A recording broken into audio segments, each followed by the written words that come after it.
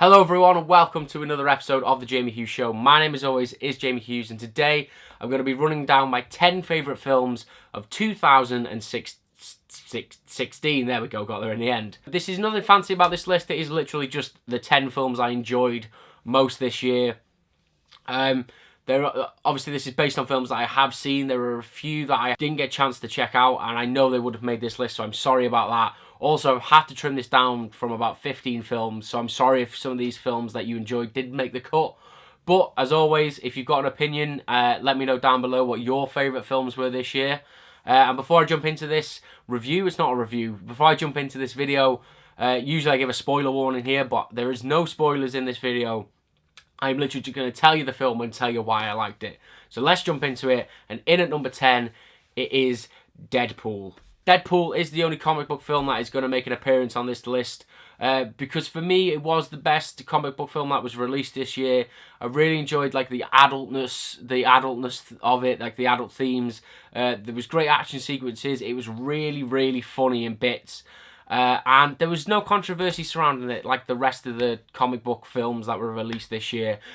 Suicide Squad! So yeah, that is why this is why it's on my list, because I just loved it and I want to see more of this in Deadpool 2, and going forward I would like to see more mature comic book themed films. And next up, I know I said I was keeping this list to 10 films, but I'm gonna be a little bit cheeky here and squeeze two horror behemoths of 2016 into the same place at number 9, and they are Lights Out and Don't Breathe, because I saw these films very close to like Halloween.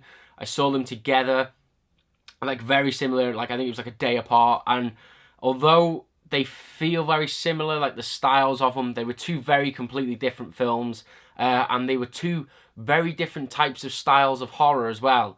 They were very innovative, they were very original, and that's why I loved about it so much. I think I saw 3 horror films in like the space of 4 days. The other one was Blair Witch, and it was literally just like a rehash of the original, which I didn't really like, but these two were fresh, they were current. I'm really happy that we're getting a Lights Out 2 coming next year. And they were just both brilliant. If you haven't seen them, you do need to go and watch them, because you're in for one hell of a scary ride with both of them for different reasons. Why did I sound like Alan Partridge when I said that? Moana. Number 8, that is where you are, coming in on my list. For those of you who didn't understand that, this is Moana. It's number 8 on this list. And the reason I've chosen Moana as an animation, as being a grown man, which is really sad, is that I really enjoyed this film. I really loved, like, the story was great. It felt like proper Disney, but it didn't at the same time. It had that really sort of new edge to it, and it was really enjoyable. The songs weren't overbearing in it, like you could say they were in Frozen and a few of the other films they've released. It was just really well done. Everything was really subtle about it, and apart from the graphics and the CGI, because that was absolutely stunning. It had a great cast. The Rock was brilliant in it, and yeah, I just really enjoyed this film. Being a 23-year-old man, it was just bloody great. You couldn't make this up. I'm reading through my list now, and I genuinely go red because I'm that embarrassed that I've unintentionally done this. Number 7 on this list is The Magnificent Seven. Way top bants by Jamie. But no, the shit banter aside, I really enjoyed The Magnificent Seven. I'm a sucker for westerns, as I did say in the review of this film.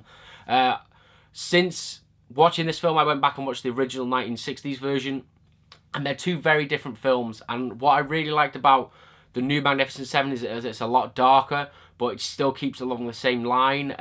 It's just a really fun, I know I just said it was dark, but it was a really fun 2 hours, and it was a great journey to go along with this story. It was just classic Hollywood storytelling, and I absolutely love this film. Next up, maybe a controversial film to be on this list. Number 6 is The Accountant. I know a lot of people didn't like this film, but I really enjoyed it. Like, I felt really like, I don't know, like a connection to this film. It felt really different to, again, like, to what we're normally used to seeing with action films. Because this guy's autistic, it felt different and it had a different feel to it. And it was The autism side of it was dealt with really well. It wasn't over the top. They didn't try and make it too silly or over the top. It was really subtly done by Ben Affleck. I just really enjoyed this film, and I can see a franchise coming from this film. But I hope it's not overdone and it becomes overbearing. But yeah, high hopes for The Accountant going forward in the future. Okay, next up, this was the biggest surprise for me. I never thought in my life I would be putting a film about a cat on a top 10 list. But this film is A Street Cat Named Bob, and this film blew me away. Like, I couldn't believe how emotionally connected I got to this film. It's a really great British film. If you're watching this in another country, you might not have heard of this film. But A Street Cat Named Bob, go and check it out if you can. Because it was such a well-crafted story. It's based on the real-life story of this guy that was homeless and adopted a cat. But like, I felt like going into it, it was going to be like a really fun, light comedy film. But it was really dark in points, and that's what I loved about this film, is because it made me... I took a lot of stuff away from this film, and it made me question things and see things in a different light. And sounded really pretentious there. But yeah, I just really enjoyed this film, and I've got to put it on this list because it is my most viewed review of 2016. There's a nice little plug for you. You can catch that review somewhere floating around on my channel. Next up on this list is Deepwater Horizon. I didn't get a chance to do a review for this film after I watched it, but I had to put it on this list because it was such a hard-hitting film. Again, like A Street Cat Named Bob before it. It was just really powerful.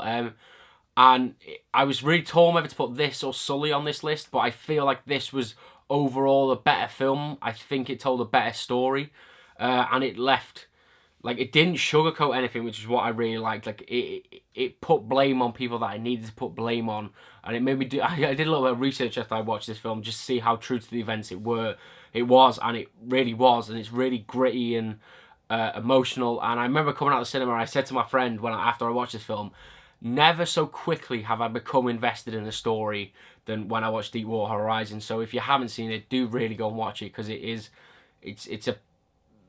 hard to watch in bits, but it's one of the films you really do need to see. Okay, kicking off the top 3 of this list, it is 10 Cloverfield Lane. I was a huge fan of the original. It was the very first film, Cloverfield was the first film I ever went to see twice in the cinema. And Cloverfield Lane didn't disappoint after that massive hype that I just gave the film then.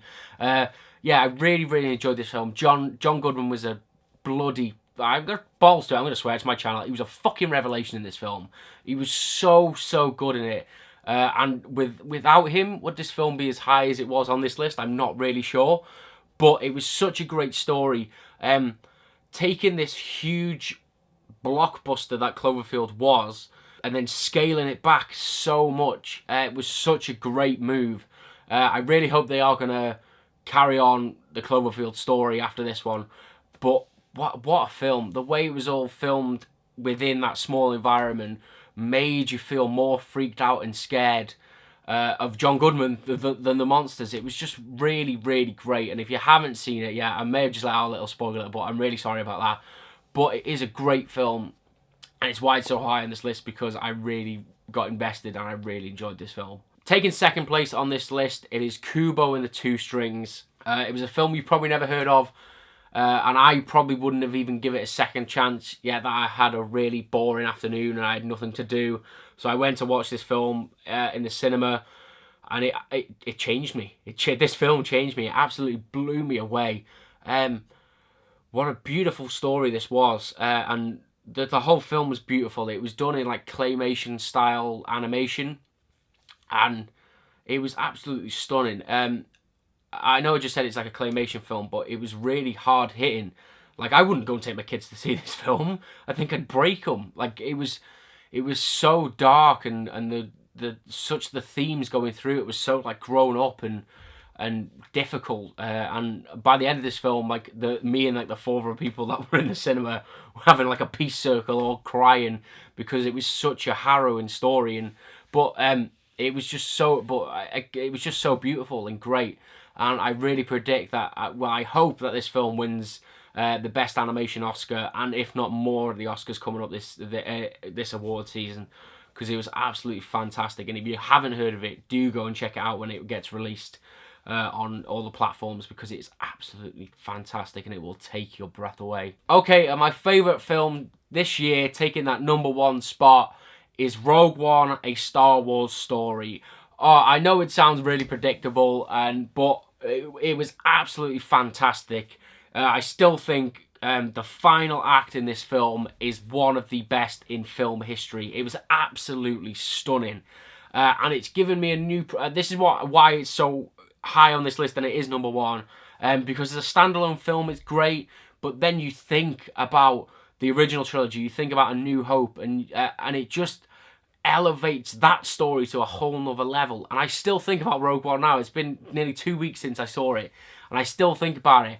And think of all the little like nuances and stories and plot holes that are tied up in this film leading on to A New Hope, and it just blows me away how great this film was. Yeah, I'm not gonna waffle on it too much longer, because don't want to fan Disney and George Lucas's ego too much. But that is my list of the best films I've seen in 2016.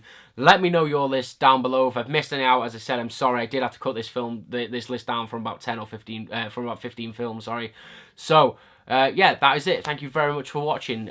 Thank you for being on this ride with me this year. Thank you for sticking with me. Thank you for subscribing and all that shit. It's been a pleasure bringing you these videos. If you did enjoy this video, as always, please leave a like, please comment, please share, and subscribe, because you'll be doing me a huge, huge favour. Have a good one. I will see you in the next episode of The Jamie Hughes Show. Dra.